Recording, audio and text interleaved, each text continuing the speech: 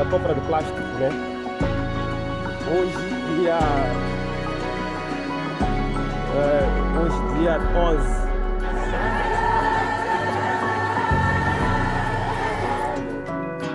Bara havsvikare en gång till. Alla som ligger under högsta kustlinjen. Så ligger de under 280 meter, då har du besvär.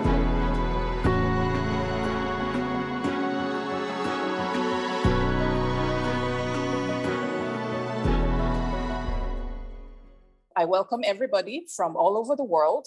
I hope you enjoy the, speaking with the communities today, and I look forward to hearing what everyone has to say about what they've heard so far. My name is Dr. Tokie Laotan-Brown, and I'm here for our World Heritage. So let's begin. So our first presenters are from Benin, Nigeria, and that's Elder Ehi and Chief Harrison. Thank you, Dr. Tokie. My name is Chief Ehi Ighile. I'm from Benin City and a chief from the Oba's Palace, that's the King's Palace. I'm also the president of the Benin Cultural Heritage Center, an NGO, a non-for-profit, non-governmental, non-partisan, socio-cultural organization that promotes the unity and culture of all people of Benin descent. Not only the people referred to as Benin today, all those people whose parents, grandparents, great-great-grandparents, like my friend from Scotland, we are promoting the unity and oneness of all these people for progress. That is our major aim. In doing this, we promote the Edo language, that is the Benin language. We promote our culture, which involves history, preservation of our artifacts. You must have heard lately about the Benin bronzes. Really, they are not only bronzes. You have them in ivory, wood, clay, iron, ceramics, and coal. This is from a civilization that was highly developed over 1,000 years ago. But somehow, when it got destroyed, when it was defeated by the British, the empire crumbled, and hasn't risen since today. So the capital is called Benin City. It has been the capital of the empire and also the capital of a state now in Nigeria. And our wise ancestors built what people would term war, which we call Iya, I-Y-A, Iya. That made the moat as a defensive wall. Not only that, it also provided some irrigation for the city. But now things have changed. For hundreds of years. Erosion, the weather, has affected the formation of the moat or the wall. It used to assist in keeping away the excess water because Benin City is located in the forest region, which has rainfall about 6 months of the year. 6 to 9 months of the year, so we are never short of rains here. Hence the Iya, with time, the valley got filled up with sand and debris that when it rains now, the valley does not accommodate the quantity of rain, so it spills over and destroys the vegetation. Also, some of the villages close by, it damages their houses, and this is very dangerous for those who are still living around there. So we are appealing to the international audience for assistance to we won't be able to rebuild the whole wall because it's estimated at about 160 kilometers, 106. That's the inner wall because there were 7 walls, but the inner one is about 160 kilometers in circumference. So we won't be able to build that again because there are several structures, highways that have crossed over.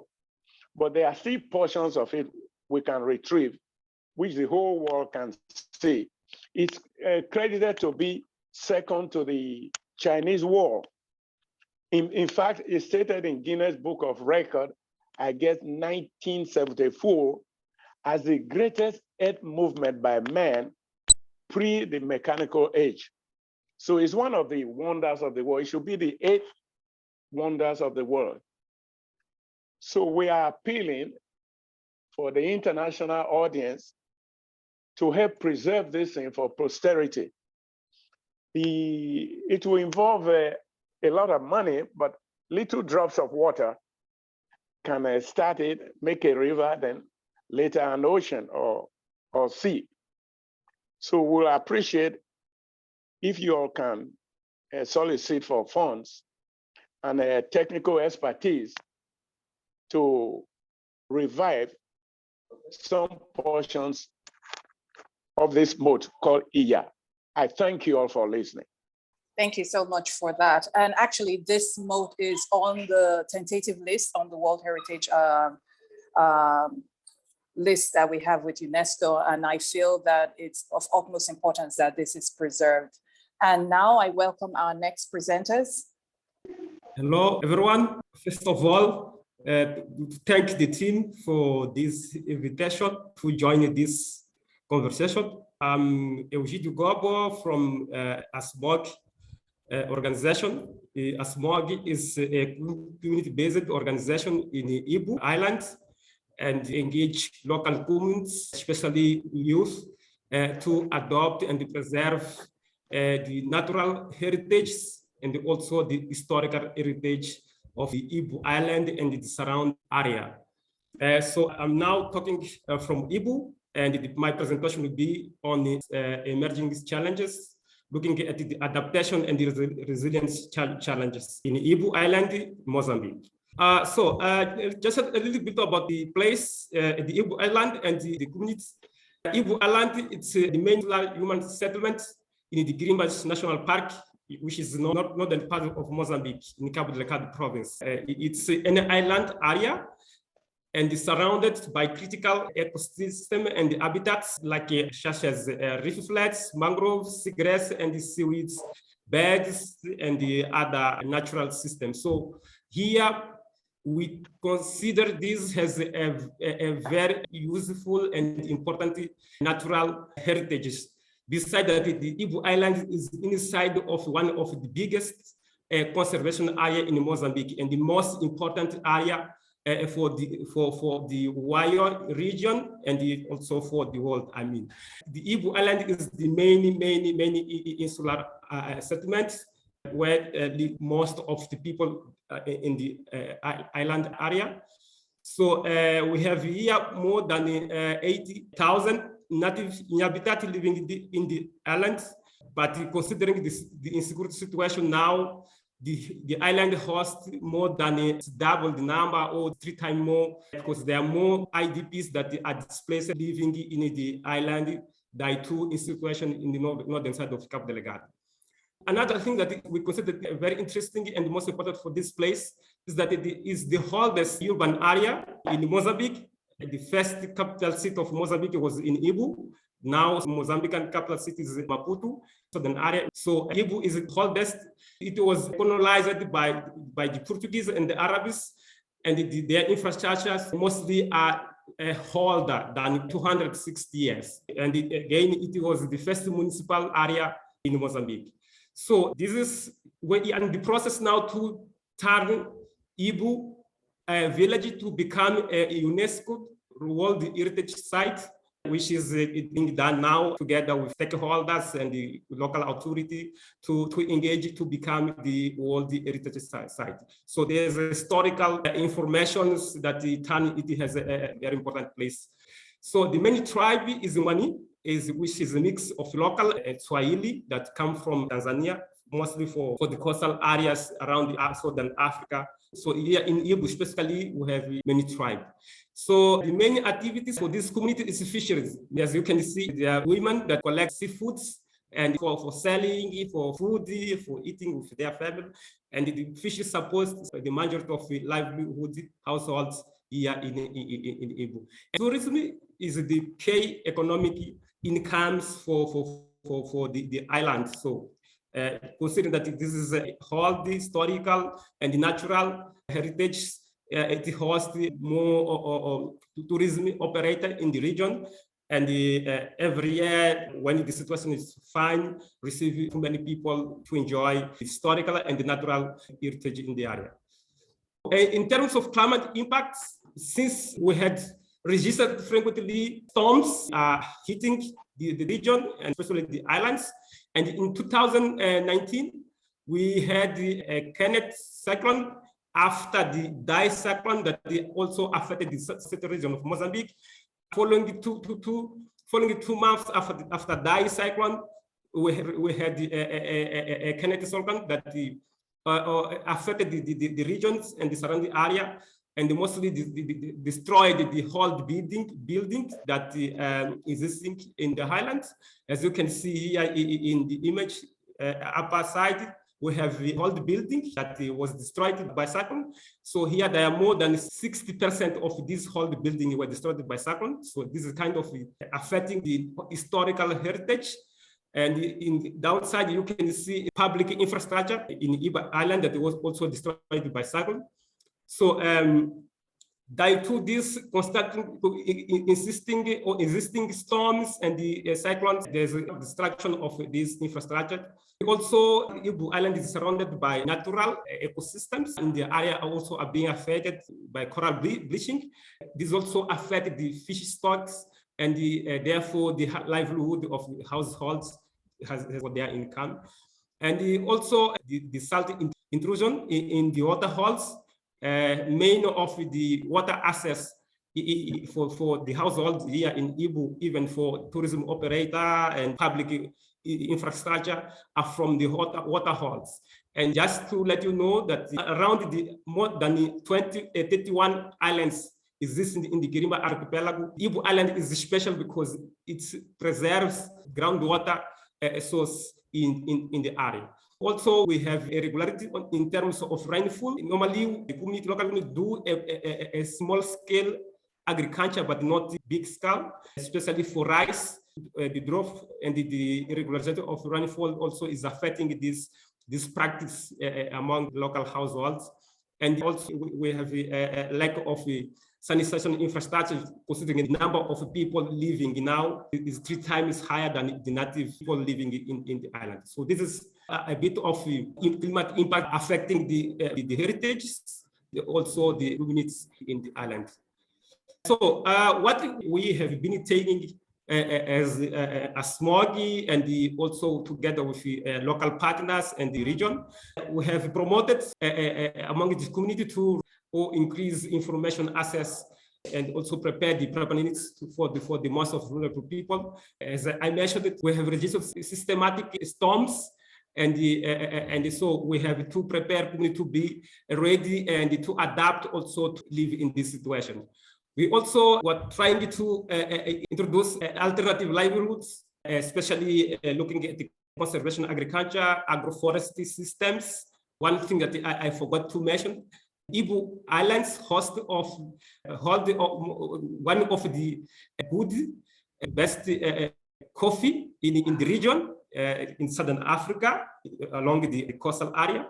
We have a coffee here, which is we have been promoting and producing to turn a profitable initiative for the community. We also promote protection of critical habitat hotspots in order to support the recovery of fish stock and the ecosystem at all, such as promoting network zone, temporary closures for fishing, and defining the critical habitats like the corals and the seagrass, seaweeds, and protect them through no-take zones for fishing. We are supporting the communities together with our partners, supporting the installation of the rainfall water harvest systems in order to increase more water access through rainfalls. So also we were training local youth in resilience construction techniques. Also establishment of rapid response if there's alarm in event of storms or cyclone, so they can support rapid response for the vulnerable people. So just to emphasize, since 2019, where Ibo Island were severely affected by Kenneth cyclone, most of the infrastructure were not recovered yet, considering the fact that we also have the security along the coastal areas or inland areas of north side of Cabo Delgado. So the tourism, also the recovery process of the heritages are in standby, so that we are focused in humanitarian response. So thank you very much. Thank you so much for that presentation. We enjoyed all the issues that you raised within the site, and we'll go right on now to Patrik and Malin to introduce their site and introduce themselves. Thank you. Thank you. It will only be me speaking. My name is Patrik Bylund, and I am the site manager for the High Coast, which is part of the World Heritage Site High Coast Kvarken Archipelago, and Malin is the site manager of the Kvarken Archipelago. The High Coast and Kvarken Archipelago is a natural World Heritage Site situated in Sweden and Finland, and we are connected by the Botnian Sea. The reason why we are a World Heritage Site is that we have the largest land uplift after the last ice age. That's why the headline for my presentation is an uplifting place, but for how long? So we are currently having a land uplift of about 9 millimeters per year. Since the ice melted away 10,500 years ago, we have risen 286 meters. But with the climate change, the sea levels are rising, so the sea levels might eat up all our land uplift in the future. I am working for the County Administrative Board, which is the regional branch of the government in Sweden, which is the main manager of the World Heritage Site. So the High Coast and Kvarken Archipelago is a rural area with small villages, about up to 750 inhabitants in the villages.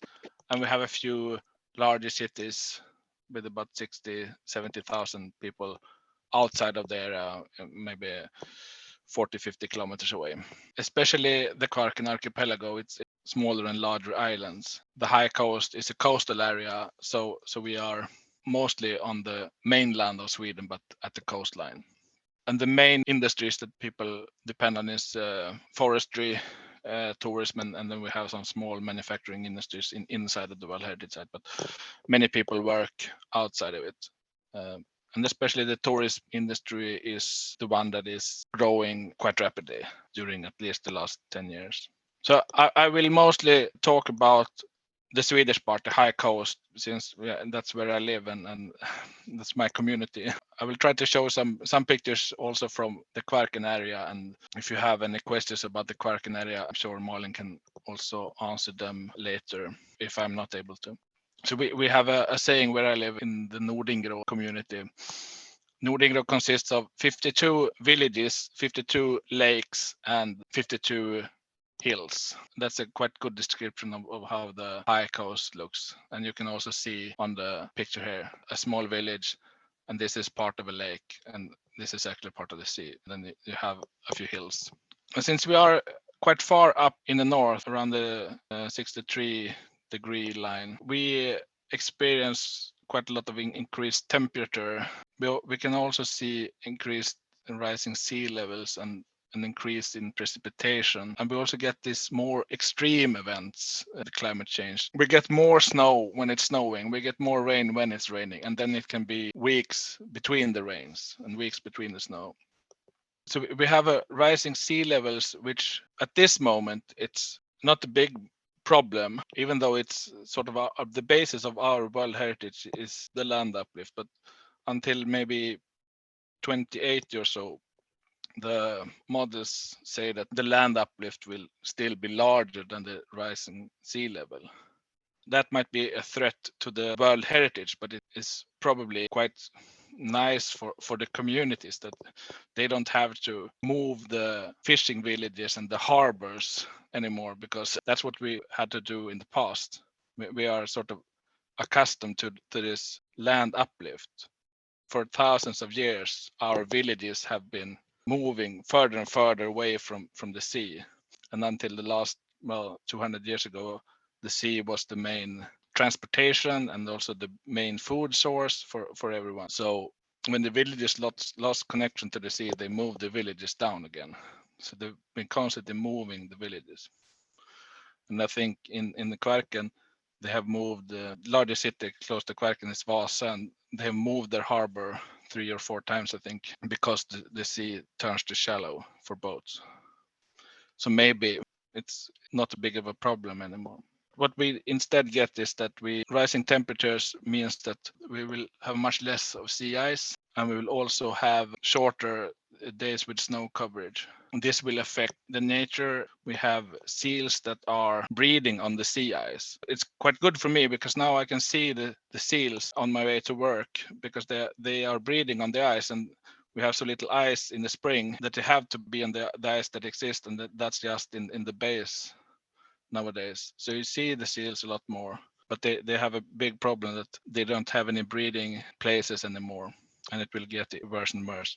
And we have minor problems that skiing slope at the mountain where I have my office on the other side of has closed because it's too expensive to buy a new snow making equipment, because it's too little natural snow. And then we have more days that goes from thawing to freezing and freezing to thawing. So you will quite often get an ice cover at the ground, which can easily kill off vegetation, trees and shrubs and so on. And also it affects all the small rodents very negatively, because they are digging tunnels beneath the snow at the ground level, and they can't find anything to eat. I have to say that the communities here, we haven't done much at the community level that is targeting climate change adaptation.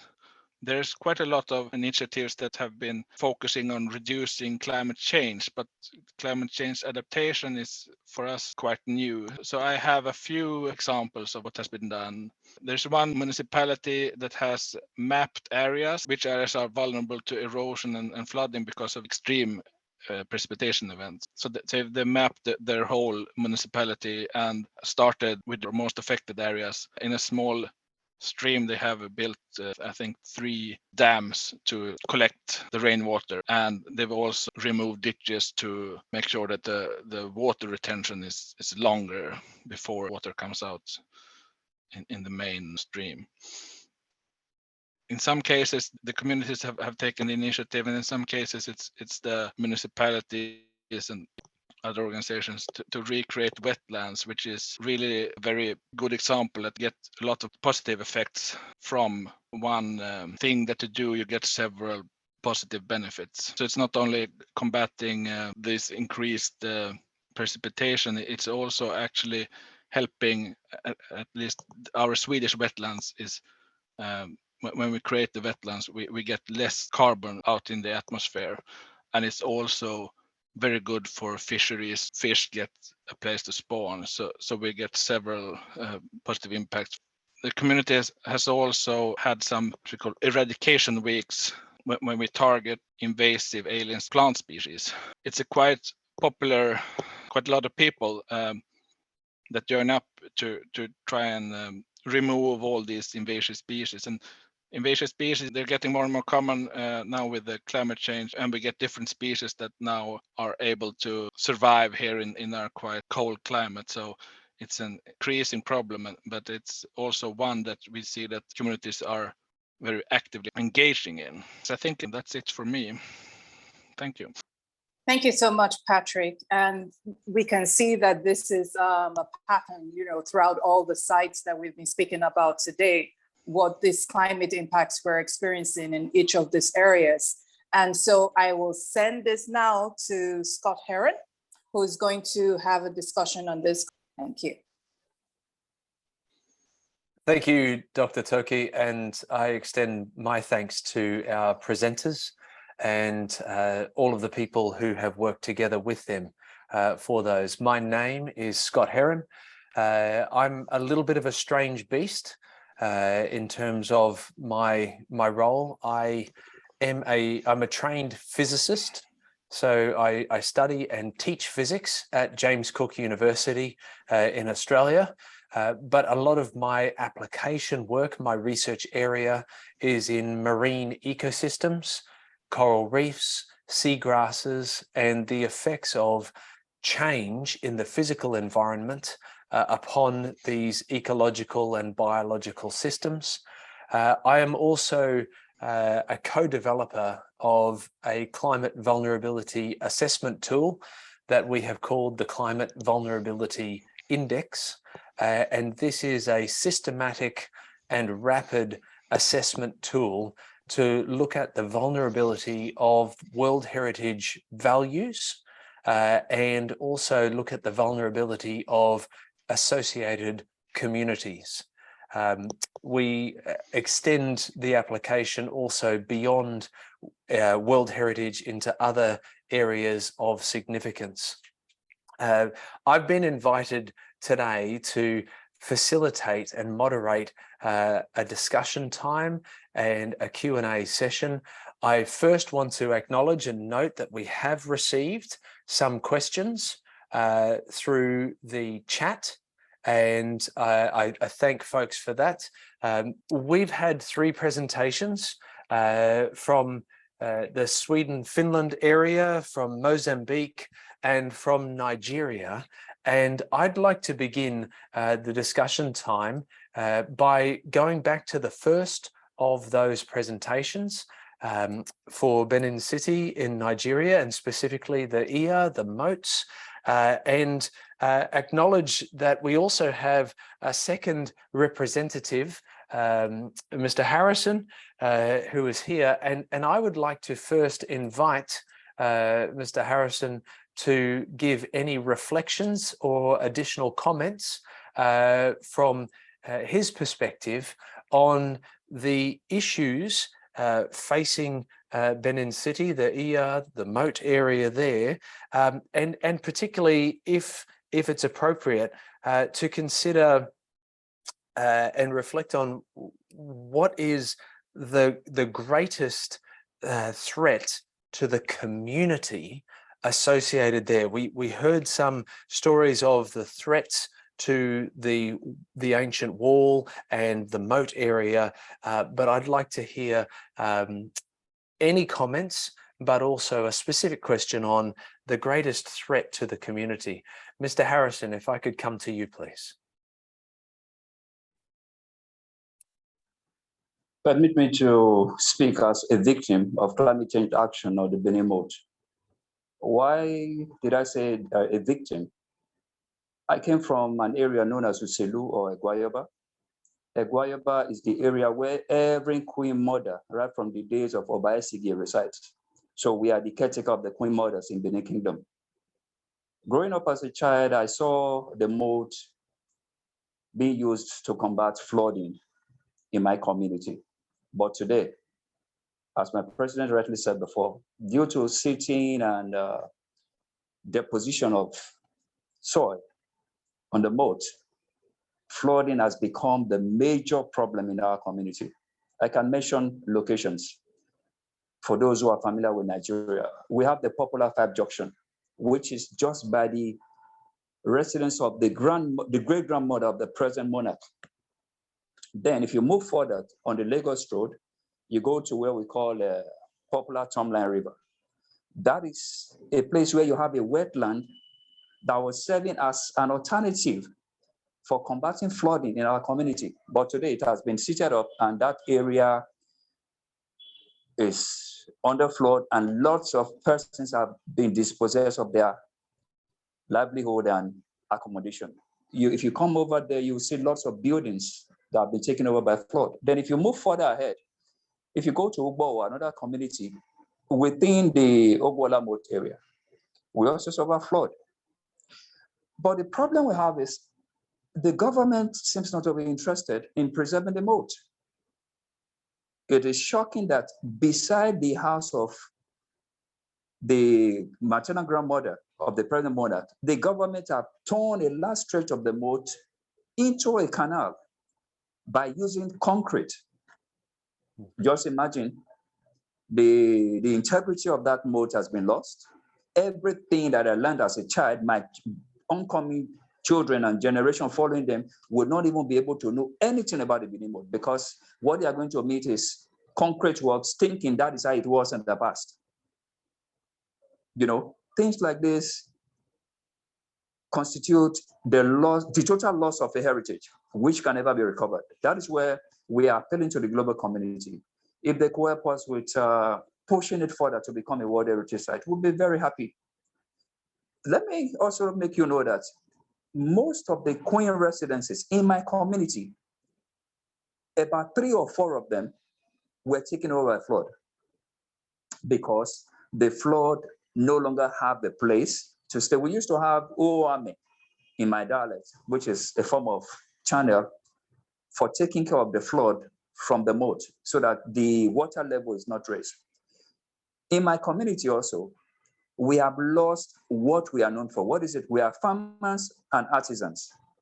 We have a local maize, which we call okuselu. Then we have a local okra, which we also call uselu. As I speak, for over 20 years, that particular type of maize and okra has been lost. I don't even know how we are going to recover from that. That used to be what we are known for, is our identity as a people within the local community. So you will see that climate change has done so much damage to our spirituality as a people, because the moat is as important as the Benin throne. We have an adage in Benin which says that no matter the battle, the moat and the throne can never ever be taken away from Benin. But what is happening today? It's like climate change is undoing that adage. So a lot needs to be done with the help of the global community. And I'm very sure if we get the right funding, we will also be able to enlighten the government on the need to preserve the Benin moat. Being the second largest man-made earthworks before the mechanical age. So a lot needs to be preserved about the Benin moat. We have 9 city gates. I could call myself a villager in Benin because I live outside the moat. But when you go around the city today, what you see is the moat was being turned into shopping mall, the moat was being turned into motor park, the moat was being turned into where scraps are sold, the moat was being turned into where markets are established out of sheer ignorance on the part of the present generation and the government, which is not doing enough to preserve this moat. So that is where our organization is at the forefront by crying out to the world that we need to preserve these things, or else it will be lost forever and ever. I hope I'll be able to make a point. Thank you. Mr. Harrison, thank you very much. That is greatly appreciated. I want to reflect and just reflect back to one of the comments there, particularly around the loss of those 2 types of crops, maize and okra, and the loss of those has a cultural connection to your community. That's what I heard in there. And I think this is a really important aspect of these conversations with communities, that we can have impacts on the recognized values of a place. We can have impacts that flow on to communities.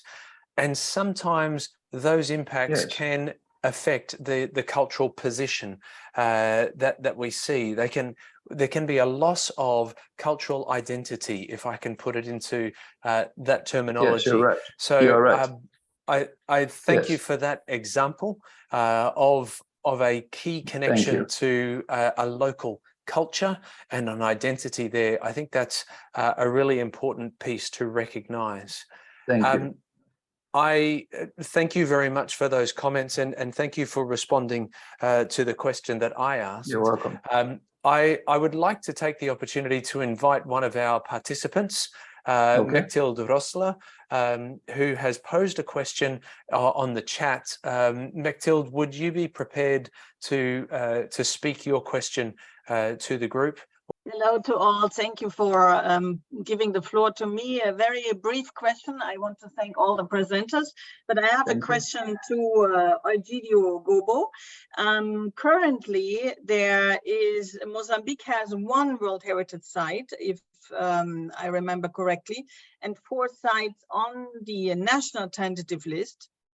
And my question is, because you mentioned World Heritage process there, has Ibo Island been included in the tentative list, or is this process going on, and is this driven by the communities?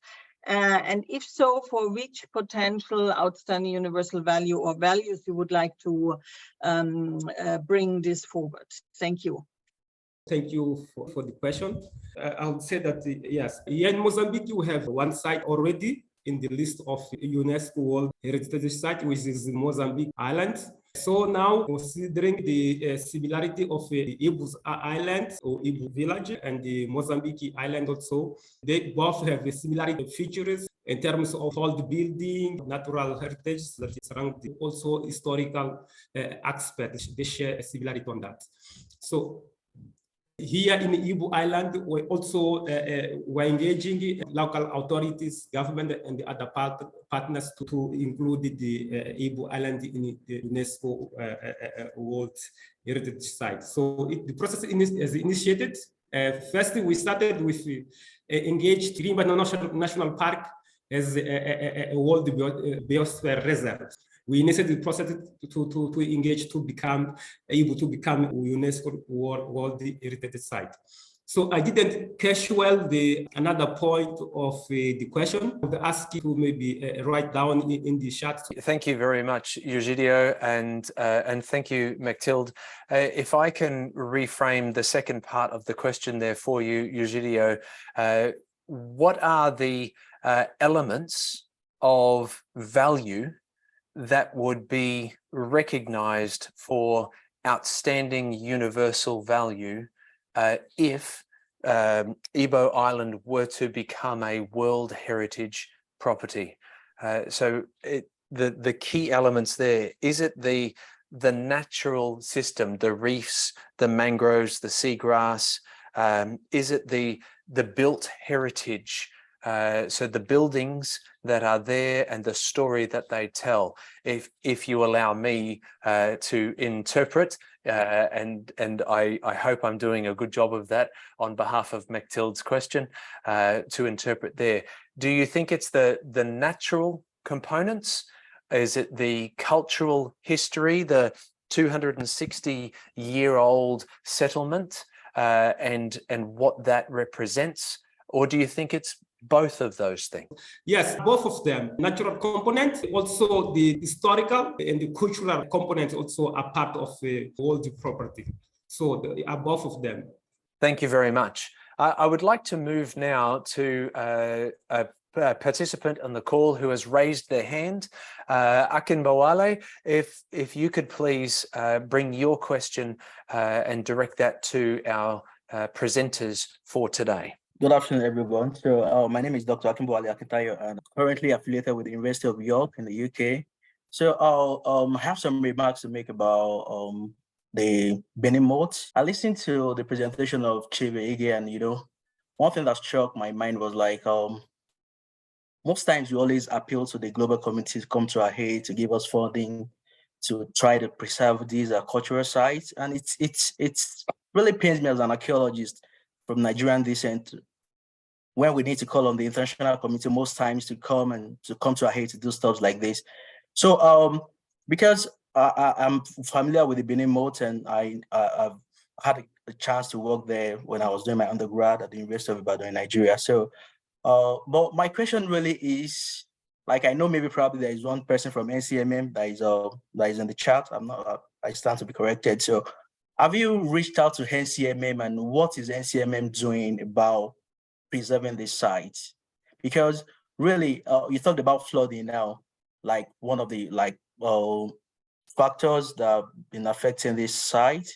So I just want to be sure this flood, like is it really a natural disaster or an human-induced disaster? Because when people build around all these places and people like have all their floors cemented and everything, and there's no place for rainwater to go to, like it clearly affects this thing. So are they really natural disasters?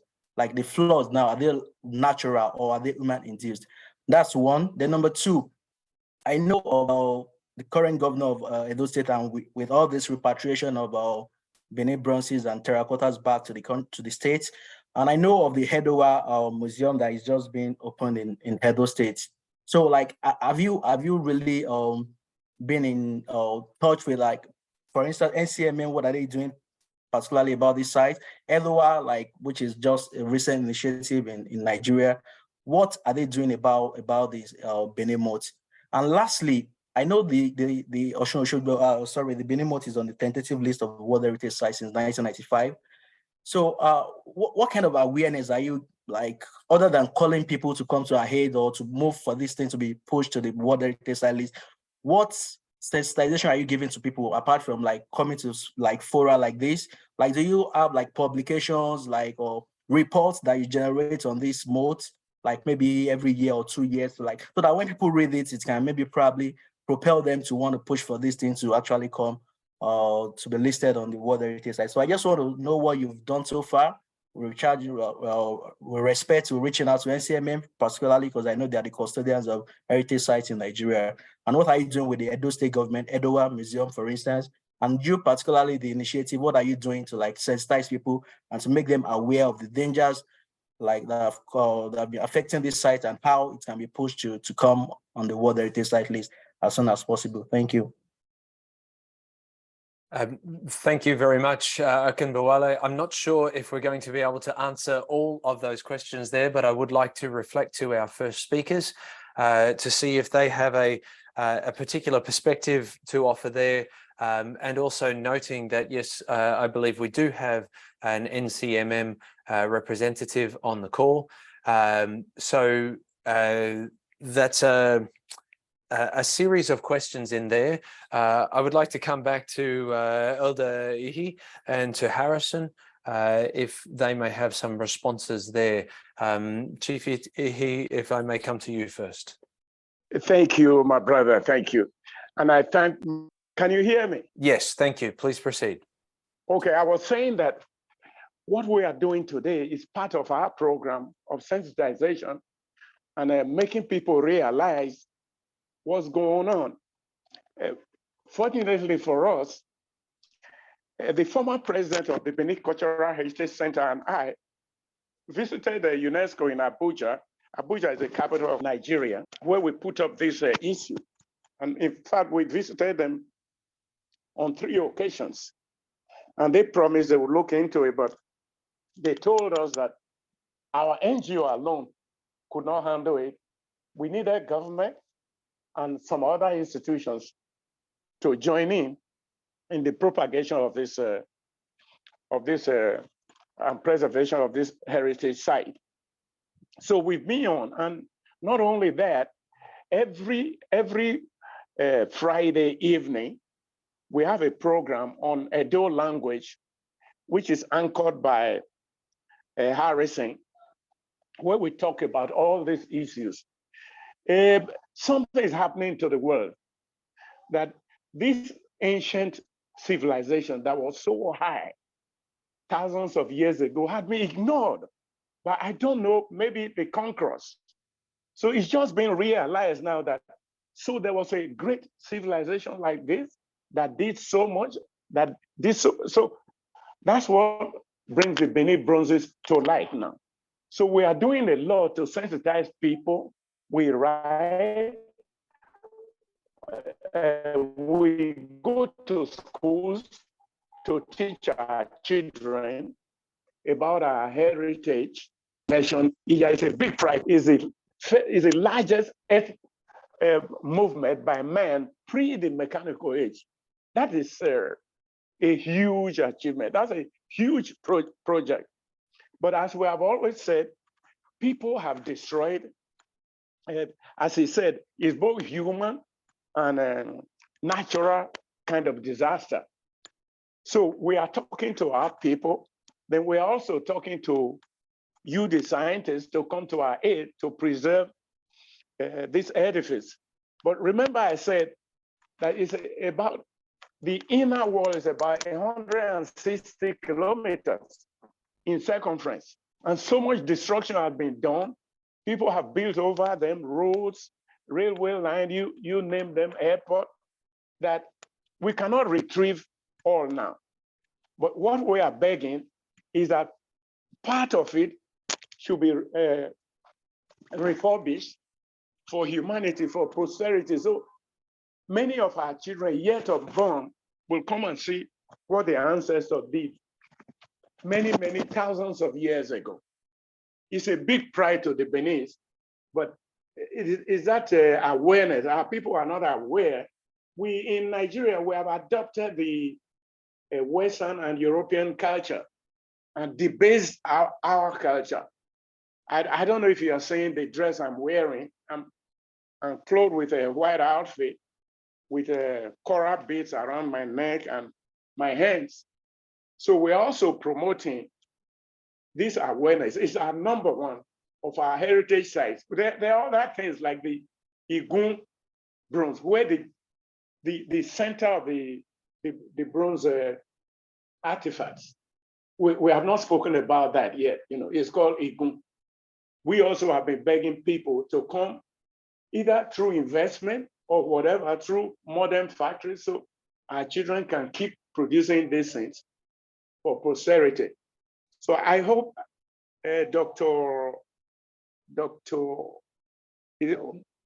Oyewale, I hope I answered your questions. Let me add a Mr. Harrison wants to. My brother, I'm sorry to say this. There is a great disconnect between the government and the people. If you go around the Benin Moats, like you said, if you go to what was this area now? Around the Yarrow, which is less than 5 kilometers to the governor's father's house. That moat has been turned, meters, not kilometers. Okay, meters, I mean. The moat has been turned into a scrapyard right behind the governor's father's house. Then, if you go to Five Junction, beside Queen Akintayo's mother's house, the government just concreted a moat and turned it into a canal. When my father's house was destroyed in Uselu, Guayaba, I went to the museum. I met the curator. I told him, my father's house has just been destroyed. That is the first story building in Uselu that was built in 1947. He was asking, where is it located? So the NCMM people are just there, earning salaries. They are not doing anything. If you go to Coincidence burial site at Ring Road, it has been turned into a market. We have lots of heritage sites that the NCMM does not even know exist. Because when you bring somebody from another place to come and take care of an heritage, which he or she is not familiar with, what do you think is going to happen? Moreover, most of them, I don't think they will have the competence to take up this heritage site or manage them. If not, they would have been able to preserve the Benin Moats from being encroached by food vendors, by scrap dealers, by market women, and so on and so forth. So there's a great disconnect. That was what even led to the problem between the palace and the Emowa issue, because the government did not carry the people along. You're building a museum, the people felt you were dragging the artifact with the Oba Benin. until the gazette by the federal government. If the gazette had not come, the rancor would have stayed there, because we have a government that they call wait and see. There's nobody that wait and see. The problem we have in answer to what you said is a lack of knowledge. The Western culture adopted by our people has caused so much. Do you know these artifacts are called? Chief Ehi, I think we may have lost the communication line there for a moment. I'm mindful of a couple of things. One is that we have other questions that have come in, and this is wonderful, because the purpose of this conversations with communities is to inspire discussion, and certainly the presentations we've received have done that. I would like to point to one set of questions that came through from Emmanuel Eze, and noting that Emmanuel has a German university affiliation in there, and there's some responses have already come in on the chat line. Thank you, Patrik. I wanted to note that. But I reflect, if I may, in terms of providing a summation here in response to those questions. Question one, what challenges do heritage sites mostly face? Are they related to hazards or vulnerabilities in the predominance? And do managers of the properties possess adequate competencies for disaster risk management, and are there missing gaps?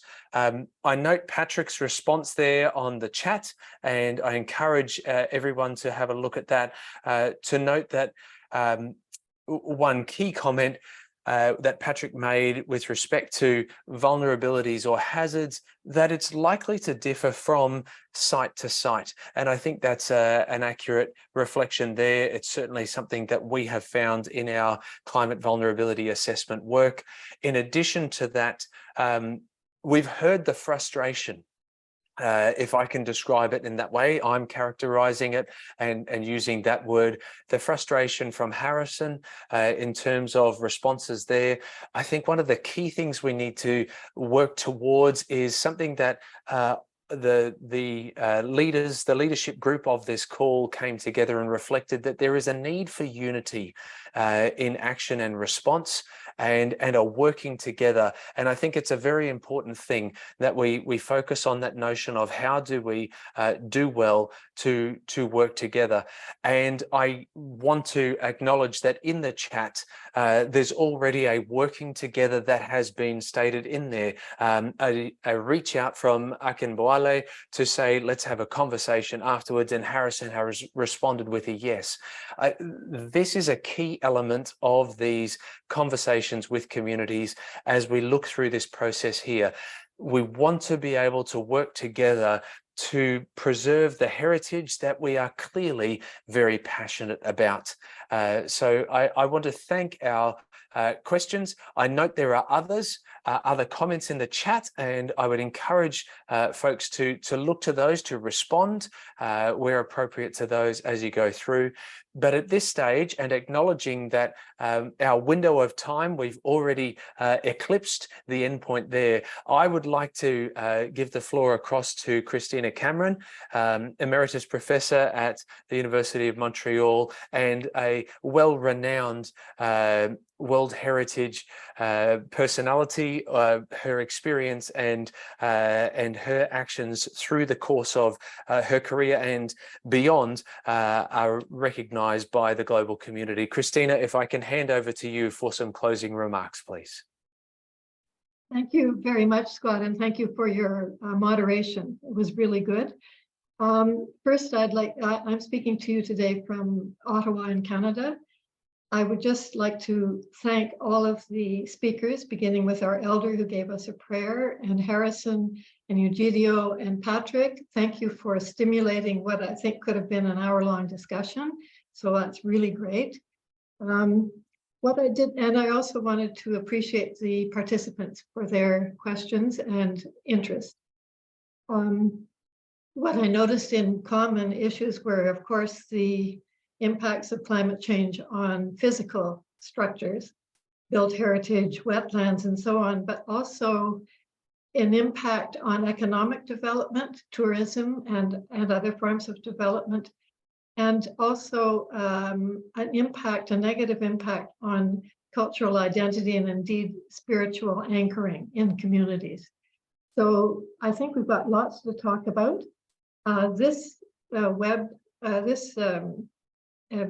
webinar or event will be on the Our World Heritage website, so we can refer to it, and we are going to continue the discussion next September, October. We haven't landed on a date yet with those of you who've already been involved, and we'll have a couple of new people to continue and enlarge the discussion.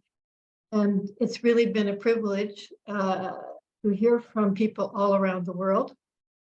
As the elder, as the elder said, it's like a United Nations, and working together in a positive sense, which is such a lovely idea and goal.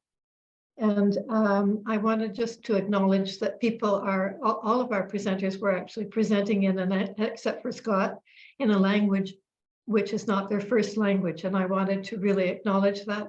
It's very difficult to come on a virtual event and speak in a language that is not your own. I've spent many years teaching at the University of Montreal in French, so I know the pressure that adds. It's an added pressure. So I wanted to acknowledge that. Thank you all for your participation, and let's get together in September, October. Thank you. Thank you everyone for attending this event. It was amazing to have Elder Ehi, Harrison, have Patrik speak, have the Ibo community in Mozambique speak as well. And that for me is a privilege to have met all of you here and enjoyed all these interactions. And I'm sure I'm speaking from everyone here from our World Heritage. So thank you very much, and we'll see you in October. Or October.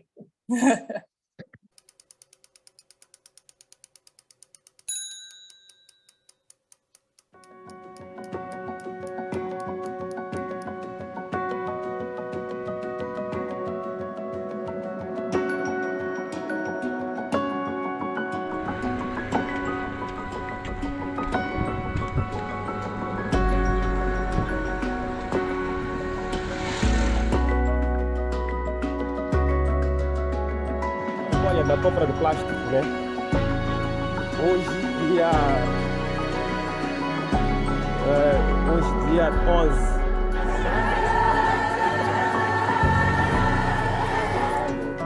Har varit havsvikare en gång i tiden. Alla som ligger under högsta kustlinjen. Så ligger de under ungefär 280 meter, då har de besvärligt.